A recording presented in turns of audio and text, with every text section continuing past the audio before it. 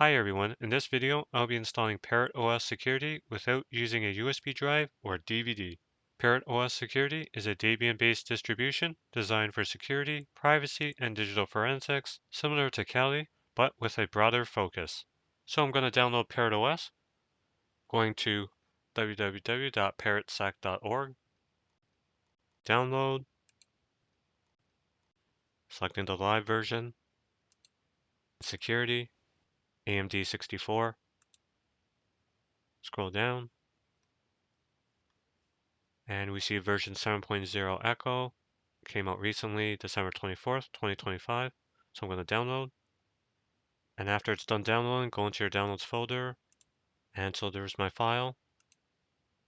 I'm going to mount it, hit enter or right click and mount. Open. All right, and it's mounted. It's mounted on my G drive. And now I'm going to open up disk management. Start disk management. All right, and there's my disk 0. It's 476 gigabytes. It's my SSD. And I have Windows installed here. There's the UEFI partition. There's my Windows C drive and the Windows recovery partition. And below, there's the ISO that's mounted. Now I mounted it here in Windows, but if I restart, I won't be able to boot from it. So what I'll be doing is creating a new partition just for the installation media, so I can boot from it, and also as well as setting some space aside for Parrot OS. So I'm going to select my C drive, right click, shrink volume. So I'll set aside 100 gigabytes for Parrot OS and the installation media. It's about 7.45 gigabytes, so I'll do 10 gigs. So 110 gigs in total, 110,000. Shrink. Now when installing Parrot OS, the installer will use the first UEFI partition it finds, which is where my Windows boot files are located. Now this may seem fine to have both the Windows and Parrot OS security boot files in the same UEFI partition, but Microsoft is known for removing anything not related to Windows in this partition, and this can happen, for example, after a Windows update. And if the Parrot OS security boot files are not there, then I won't be able to boot into it. So what I'll be doing is creating a separate UEFI partition for Parrot OS. So I'm going to create a separate UEFI partition, going to unallocated space, new simple volume, next. And then the size for this will be 512 megabytes, next, next. And then the file system will be FAT32. And then the volume label, I'll label it as UEFI Parrot.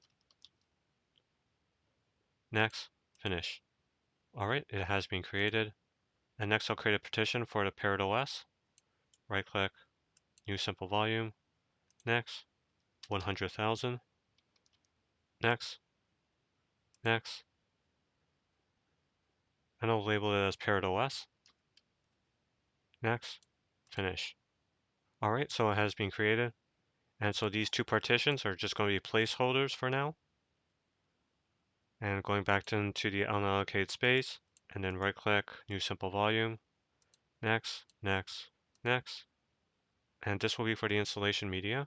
The file system will be NTFS instead of FAT32, as FAT32 has a file size limit of 4 gigabytes. And if I go back into Explorer, and I go into the live directory, we see that the squashfs file is 7.25 gigabytes. So going back into disk management, I'll be setting it as NTFS. Now the UEFI mentions that the file system needs to be FAT32, but if you have a modern computer, then you should be fine.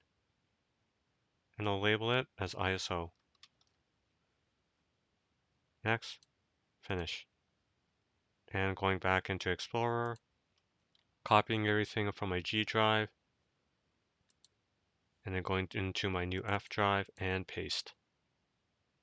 Everything has been copied over, going back into disk management, and once I'm done installing Parrot OS, I'll be removing this partition. As long as you have a modern computer, your BIOS should be able to detect and boot from this partition. And now I'm going to reboot my computer and go into the BIOS so I can boot from this partition. In your BIOS, ensure that Secure Boot is disabled, and if you have Fast Boot, disable it as well. And now I'm going to do a one-time boot into the installation media partition.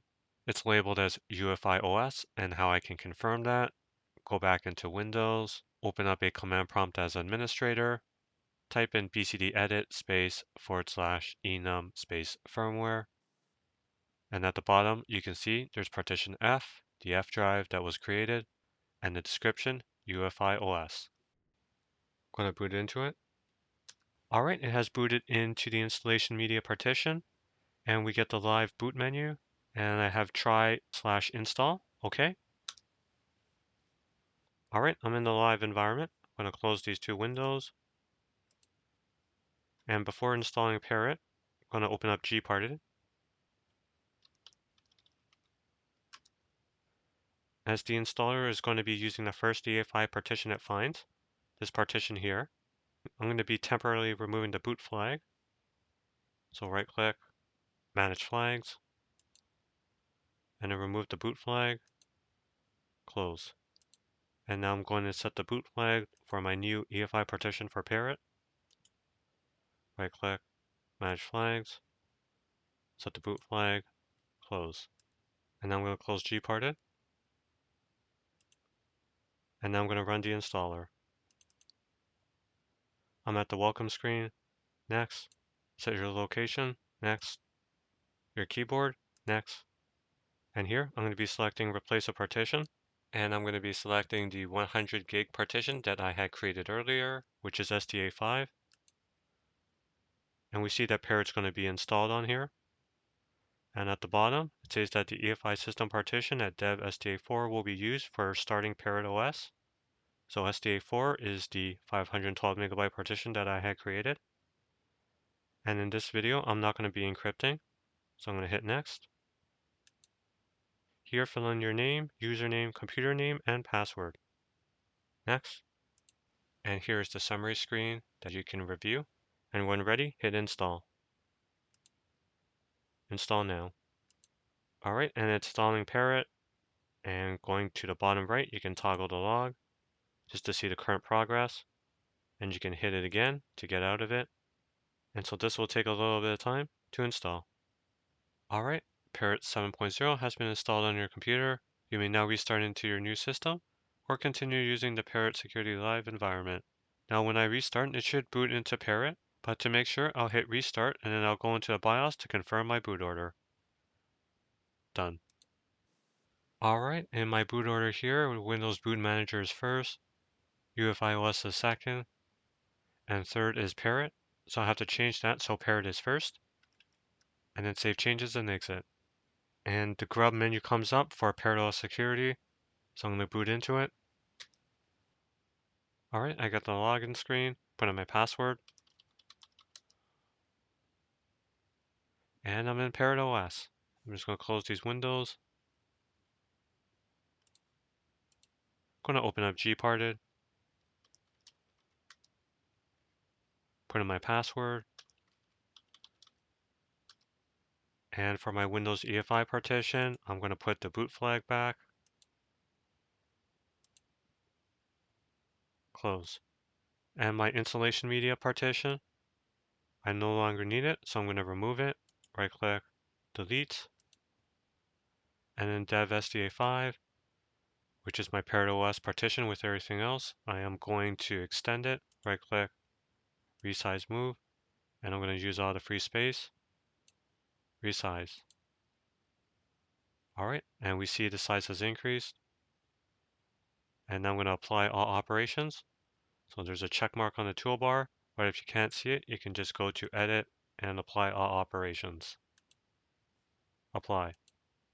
All right, and I go to Details, and we can see it deleted the partition, and then it grew it. And it also as well did a resize automatically. So I don't have to do it in terminal. And then close. I'm going to close gparted. Lastly, in the grub boot menu, there was no entry for Windows. So I'm going to fix that. Open up a terminal. Sudo in. Put in my password. I'm going to type in OS Prober, which is going to look for other operating systems, in this case Windows.